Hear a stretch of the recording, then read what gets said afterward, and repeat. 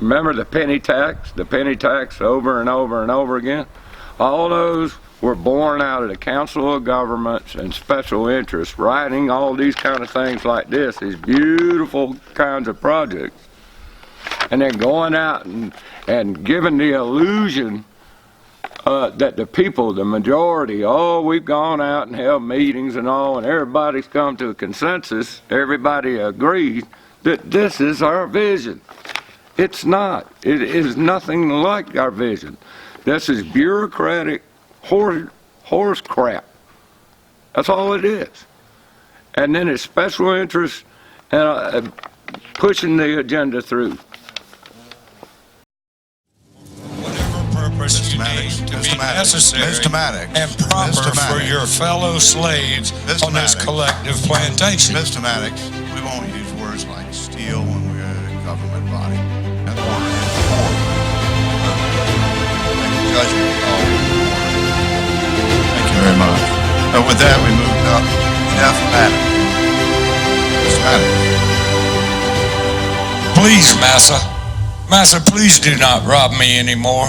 Massa, please let me keep the fruits of my labor on your plantation. Massa, please.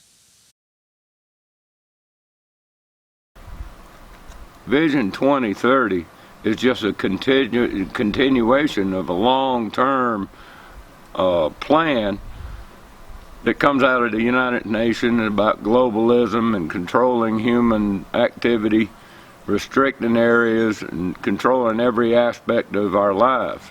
How many of you remember Live Well Kershaw? That plan popped up a few years back. Then there was the 2013 Kershaw County Bicycle, Pedestrian, and Greenway plan, which is now part of this Agenda 20 or Vision 2030 that Julian Burns is so fond of shaking in front of us and saying that that's his plan. So these plans all balled into one group. You can see how they're slowly going to control everything that we do. And of course, all these utopian goals require money. So anytime you hear one of these plans and you start to see any kind of thing moving toward those goals, you'll start to see taxes and fees, taxes and fees, taxes and fees. What have we seen over the last 10 years? How many taxes and fees have they put together for water parks and economic development and schools and recreation? So going through their table of contents, we find goals: economic growth, effective land use, county service excellence, quality infrastructure and transportation, lifetime of education, health, culture, and recreation. All sounds good, doesn't it? So first you get economic development.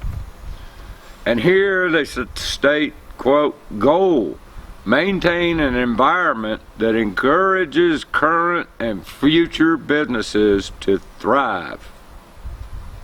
Now that's a great objective, isn't it? Now traditionally that's been done by more freedom, less regulations, less rules, less government interference. But here we're in opposite land. This is where government controls everything. So objective one is to invest in infrastructure to ensure that current businesses can succeed. Now, generally speaking, when you say invest, you are looking for some sort of return on investment. And most of the time that's dollar bills. So if you look at this in a business sense, they want to their profit is in taxes and more people coming in to pay more taxes. So their incentive is to get more people to grow their business. And what is their business? That's government. That's controlling the people. So this is a plan to grow government and control people for government and the corporations. Now, in their little pamphlet here, they talk about 2030 values. Those are always, you know, our values. They always use these wonderful little terms. They talk about people first. We are proud of our heritage and prouder still of what we will become by 2030. Now they talk about how we're diverse and how this plan is accepted by the majority of people. Well, when we break it down in their own terms, we find out how many people actually participated in this to make this our plan. There were 174 meeting attendees. That's just people that showed up to these little meetings that they had across the county. I'm not sure how many they had, maybe a dozen altogether, that weren't really publicized, and as you can tell, they weren't well attended. There could have been as few as 10 people and as many as, 100, but I doubt there were 100 there. So you had 174 actual attendees in a meeting, and then you had 655 survey respondents. Now they sent out a mass mailing. I don't know exactly how many, but there's 64,000 residents in Kershaw County, and they got 655 people to respond. Now what you've got to understand about these surveys that they send out, there are professional marketeers, is what I call them, that focus those questions on the income, the outcome that they want, that their client wants. And in this case, what do they want? Well, they want more government, they want more mega sites, they want more ordinances to control private property, to put more control in government for the benefit of the corporation and the government. Those are the only two people that benefit. We sure don't benefit. We get taxes and fees and all kinds of boondoggles, and who knows what would have happened if they wouldn't have interfered in our lives, in the economy. So we got 32 public outreach efforts. Now that's an interesting term. They don't say 32 meetings or 32 different surveys. They say 32 public outreach efforts. We don't know what that means. The process they use to introduce this 2030 vision to the public is a classic example of how the Delphi technique works. And what Delphi is, in simple layman's terms, is where a moderator, a controller of the meeting, controls the meeting, makes a presentation and all, and then directs the audience towards the solutions that the sponsor of whatever plan it may be want. And this is how it worked here in Kershaw County with the public meetings. It is also kind of the way that it works with the surveys. They ask particular questions to get the correct response, wanted to give the illusion that everybody agrees. It wouldn't have mattered if you chose A, B, C, or D. Those were the right answers for the question that they gave you, the general question they gave you. So this was a ruse from the beginning. And nobody should be surprised, because this is standard operating procedure for any special interest group or government endeavor. Look at it in gun control, look at it in public housing, look at it in abortion, right wing, left wing, does not matter. They've learned these techniques, problem, reaction, solution, where they create the problem. The problem is we don't live in utopia, and So the reaction is, oh, what can we do to live in utopia? And then they give you the solution. Utopia. Kershaw County Vision 2030. And then they start to move you, to nudge you in the right direction with the Delphi technique and holding these public meetings. They call them suggestion meetings, where we're supposed to be able to suggest things. Well, that's not what they're designed to do. They're designed to give the illusion that everybody agrees, that everybody wants this, when in fact nothing could be further from the truth. In Agenda 2030's forward, it explains why a vision and how this came about. Quote, the vision combines local governments with community participation and long-range planning.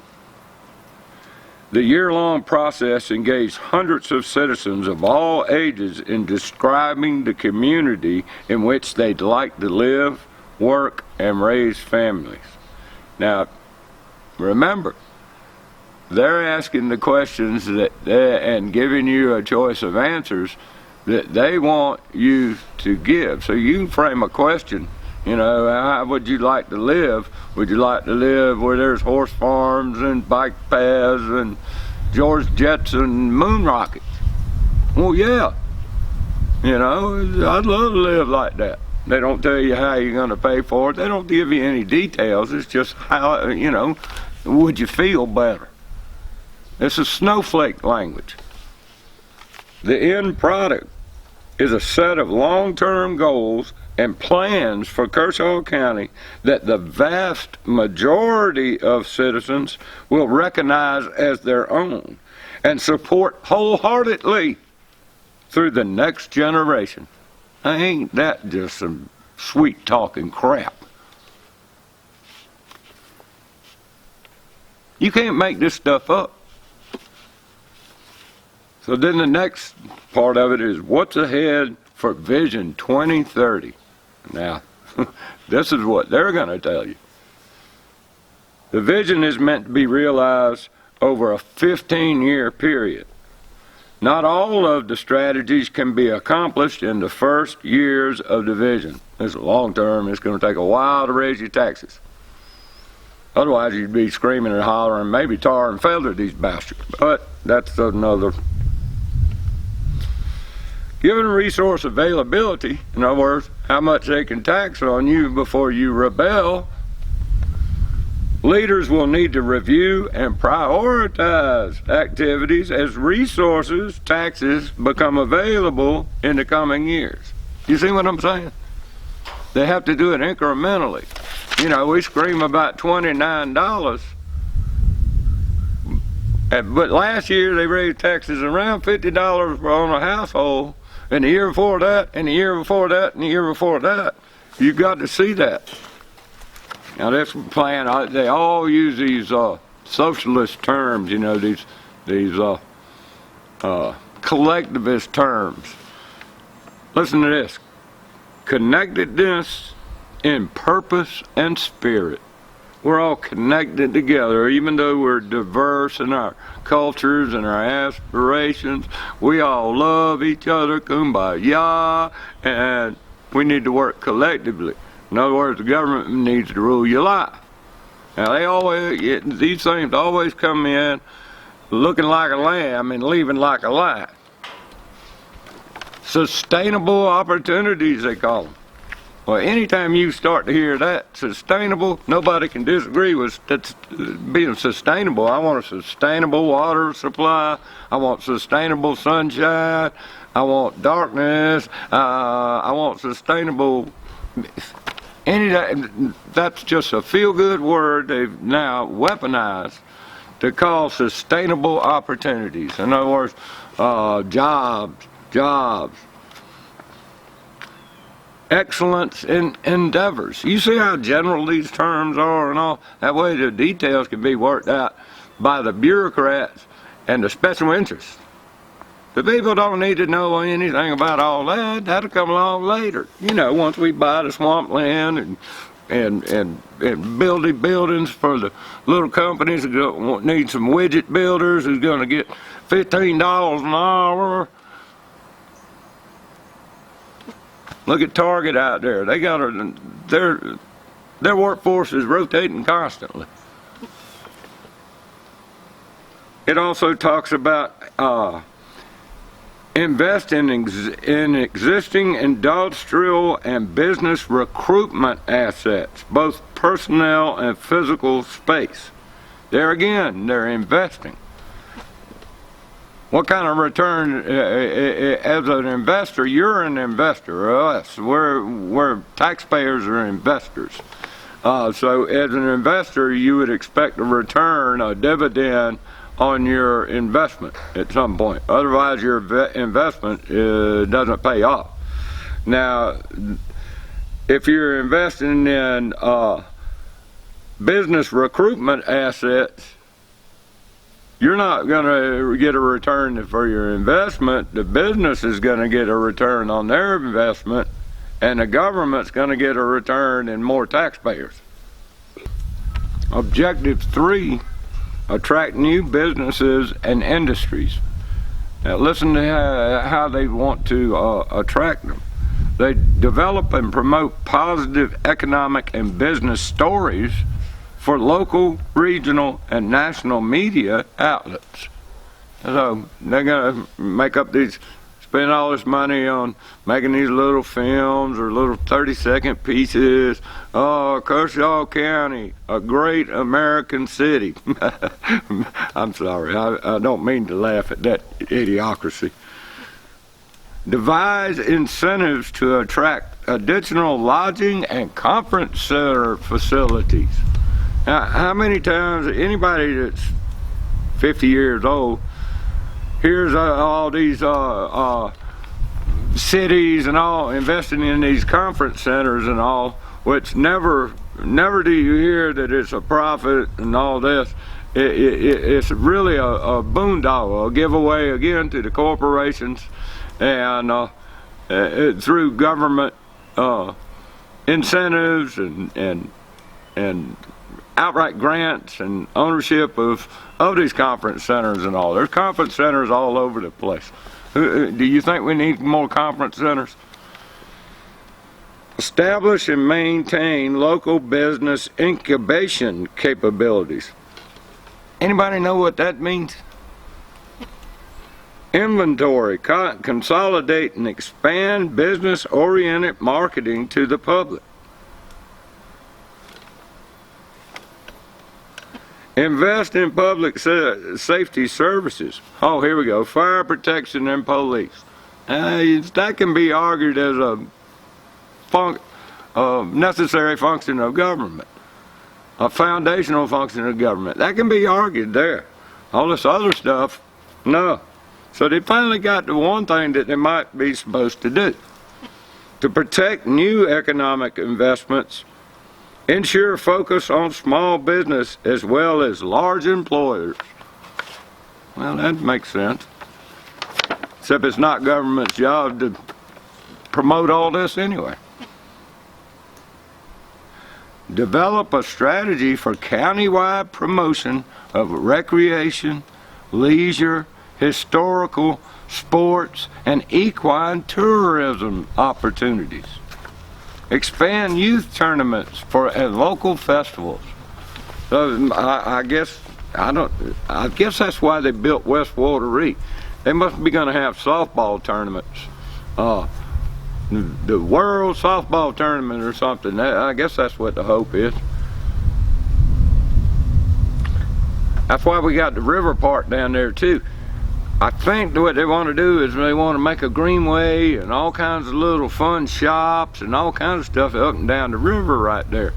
That's their long-term goal. Their 2050, if you will. Their Vision 2050. I'm sure Julian Burns would agree with that utopian vision. Now, when these special interest groups and government get together and they make up these plans for us, They do it. This is what they call soft policy. It doesn't hold the weight of law. It's not done yet. It's just what they're planning on doing, and it all the hard policy is all the little ordinances and the bond and the borrowing and the taxes and the fees and the property building codes and restrictions on what you can and cannot do on your own property, and then controlling where development is, where housing goes, where you're allowed to go, where you're not allowed to go, your parks, where all that begins to be centrally controlled by special interest and government. This was not the way the founding fathers ever imagined it, but this is the world that we live in. This is the introduction of socialism and crony capitalism coming together to control the herd. And it always comes in looking like sunshine and lollipops. I mean, everything in here, you know, everybody wants to live in a wonderful place and have great education and all that. But that's not what it really looks like. Ultimately, it looks like the destruction of freedom of the individual. It's all about the collective. So all this has to be done in a slow and incremental fashion as not to alarm us. If they brought all this in at one time and your taxes went up $3, $8, $1,000, $1,500, all of a sudden everybody would be in an uproar. And if they went out and spent multi-million dollars on buildings all over the place in hopes that the car dealer or a car manufacturer or a widget builder or an Amazon or a Target would move in here and give some people some low-paying jobs so the government could grow itself with more taxation. This is the way they work. They work slowly, so you're not getting alarmed. You can whine about this and that, but it's always moving forward. Chairman Julie Burns, who was elected in 2014, and got appointed to the Council of Governments. Again, this is an unelected body of bureaucrats and super Walmart of government grants and government planning from the state and from the federal. And if you know anything about how government grants go, there's all kinds of strings attached to them of what you have to focus that money on. And in economic development, it's in controlling the amount of growth and where it grows, and also into your housing areas and all. It's about controlling control, not anything other than that. Then there's Ben Connell. Ben Connell was one of the key figures in their groups that gave the illusion of consensus of participation by public. He was one of the committee members on this. As was Lori Funderburk, as a matter of fact.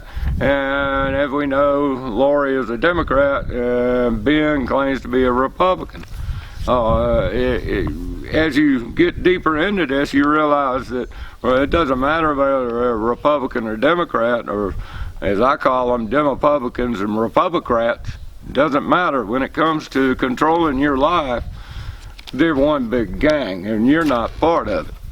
So Ben Connell was part of this committee, and I'm sure this is one of the main reasons he ended up running for office, is C.R. Miles retired. And with little to no opposition, he got this seat, and now he's been pushing this agenda along with Julian Burns and Sammy Tucker, another Democrat who just so happens to be on the Council of Governments and has been for years and has pushed all these economic development boondoggles over and over and over again. Again, no difference between R's and D's. It's all about screwing you and me. So this is the gang of three. And then I've labeled Tom Gardner, Al Bozard, and David Snodgrass the three stooges. Now these guys here are, they're good old common boys. David Snodgrass just new to the thing. Now he's an attorney. Now nobody can trust an attorney because they lie for a living. Everybody knows that. So, but Tom and Al, they're just good old boys. They don't really know. They don't study anything. They don't research anything. They just know what they know from what they know. And they don't know what they don't know. So they follow along with anybody that smiles at them, pats them on the head, and says, I love you, long time. So that's why I call them the Three Stooges. Because they sure go along with Julie Burns and Sammy Tucker and Ben Connell, the gang of three. Now you got Jimmy Jones. Well, he stands against all this spending and all. Not that Jimmy is that much of a limited government man or anything, but at least he's standing against this. But he has no chance. He can whine and cry just like we do at county council meetings. But you're not going to stop this ball rolling, not unless you can get rid of those, the gang of three and the Three Stooges. You got to do something with those. Otherwise, hey, all you're going to get is more taxes and fees and sunshine and lollipops blown up your ass. So what these boys do is they read all this fine writing and this propaganda and doublespeak, and they don't understand it at all. It all sounds so good to them. And they just vote right along with it. So what we have here is a very, very, very small group or groups that are pushing this agenda. And they're making it seem like that we want this agenda. These groups are active and aggressively spending money, time and resources to push these agendas. And one of the things is at county council, if you're a recognized group or entity, you can do public presentations. And you get up 15 minutes or more of interactive time with council where they can ask questions, you can present stuff, and there's a back and forth. This is the special interest, special law. Now we as commoners, we as tax slaves, we as the people who pay for all this stuff, we get 3 minutes to 5 minutes of public comment at the beginning of the meeting, and county council does not interact with you at all. You can't make a public presentation to county council. You can't bring that sort of information that you can pack into a public presentation in 5 minutes. And they do this to limit dissent and put out the propaganda of government and big business loving each other and making it look like it's us. This is a fool's errand here. Now Julian Burns claims this Vision 2030 is our vision. It's the people's vision. Yet as I've already discussed, there was no majority of people, special interest in government, and the Council of Governments in particular have borne this idea. So how can he make this claim that it's our vision? He's being disingenuous. In fact, he's lying, and he knows it. One interesting fact is if we look into this booklet in the back, they put in local partners. Now, if you go and read and look at what this means, it says organizations organizations listed in this matrix are not exclusive to those that may be involved in implementing this vision. This list is provided for reference only. Now that's doublespeak, and what that means is this list is not a list of partners. So they call it local partners, but what it's designed to do is give the illusion of support, as if all these businesses participated in any of this. We don't know that they did or didn't, and I would venture to guess that they didn't. Now, as kind of a piece of evidence that will prove that this is not just localized planning, that this is nationwide and expanding. How many of you have heard green paths and greenways and bicycle paths and green streets, those kind of things? You see bicycle paths and these new roads and all. How many times you seen a bicycle on it? Well, I digress. Apparently they got some kind of fetish with bicycles. They think if you build it, they will come. So in conclusion, Vision 2030 and what I've just discussed is just a tip of the iceberg.